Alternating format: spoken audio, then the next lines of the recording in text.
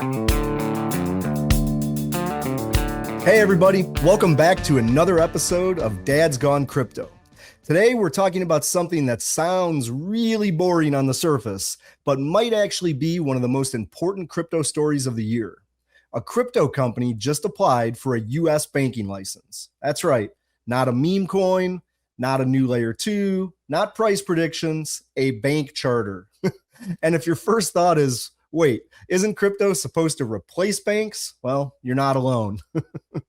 But today, we're going to slow this all the way down and explain what actually happened, what kind of bank this really is, why stablecoins are at the center of this, and most importantly, how this compares to Anchorage Digital, which is the only current crypto-native company that holds a federal banking charter.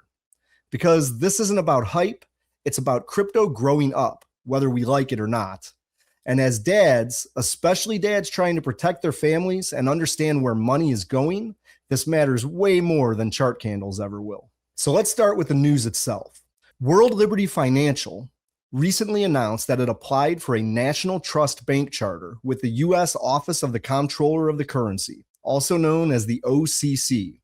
Now, this application is being submitted through a subsidiary called World Liberty Trust Company. The goal?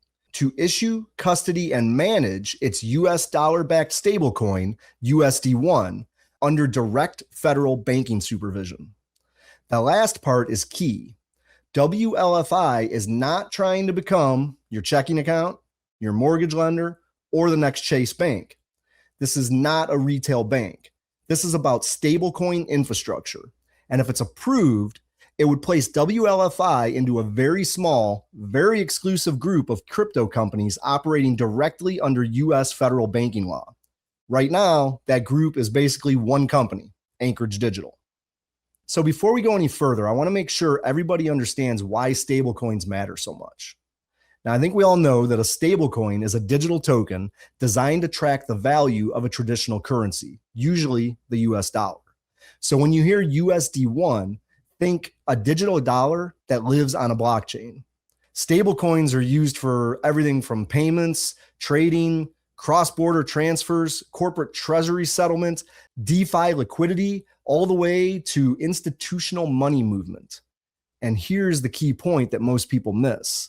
Stablecoins are not about speculation. They're the plumbing of crypto.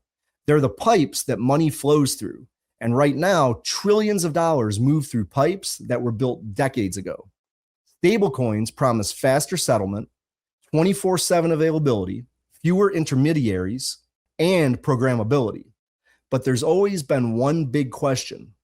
Who's actually responsible if something goes wrong? And that's where bank charters come in. When people hear bank license, they imagine deposits, loans, branches, ATMs. But that's not what we're talking about here. A national trust bank is a special type of federally regulated bank.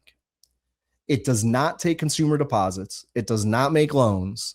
It does not offer checking accounts. Instead, a trust bank focuses on custody, asset safekeeping, fiduciary responsibility, settlement, and compliance.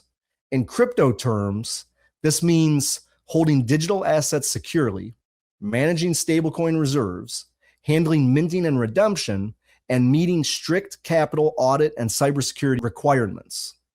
Think of a trust bank as a guardian, not a lender. Now, this structure is almost perfectly suited for stablecoins, and that's why WLFI isn't asking for a normal bank license. It's asking for this. From WLFI's perspective, this move makes a ton of sense. Right now, most stablecoin issuers rely on third-party custodians, operate under a patchwork of state licenses, and publish attestations instead of undergoing full federal exams. By pursuing a national trust charter, WLFI is saying, we want one federal regulator, one rulebook, and one compliance framework.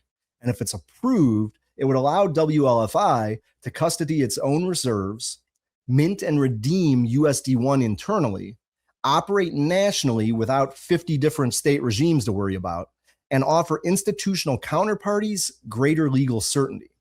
Now, this is not a retail move. This is an institutional credibility move. But to understand how big this really is, we need to go back and talk a little more about Anchorage Digital. Anchorage Digital is the original blueprint for regulated crypto banking in the US. It was founded all the way back in 2017, and Anchorage focused on one thing: building crypto infrastructure slowly, compliantly, and institution first. In 2021, Anchorage became the first crypto native company to receive a federal bank charter from the OCC, and it was an absolutely huge deal. It proved that crypto could operate inside US banking law. The OCC was willing to supervise digital asset institutions, and regulation and crypto weren't mutually exclusive anymore. Anchorage doesn't hype, they don't chase retail trends, and they don't sell narratives. But what they do is institutional custody, secure settlement, staking infrastructure, and compliance-first crypto services. They've spent years undergoing OCC exams, capital reviews, cybersecurity audits, and governance scrutiny. It's not glamorous, but it's why Anchorage is trusted by institutions. So speaking of Anchorage and WLFI, why don't we kind of do a quick side-by-side comparison? Looking at Anchorage Digital, they already hold a federal charter. They built infrastructure first. They focused on custody and services and spent years earning regulatory trust.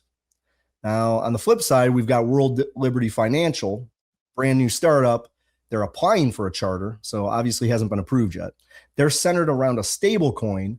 They're moving super fast, and currently they're operating in a way more politicized environment. So, I mean, you can kind of think of it like Anchorage is like, we built the foundation quietly and earned our place. WLFI is more like stablecoins are exploding and we want federal legitimacy now. Neither approach is wrong, but they do carry different risks.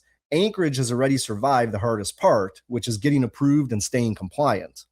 WLFI still has to prove governance quality, risk management, independence, and operational discipline, because approval is not guaranteed. So why does this matter? Why does this matter to you? Why does it matter for crypto?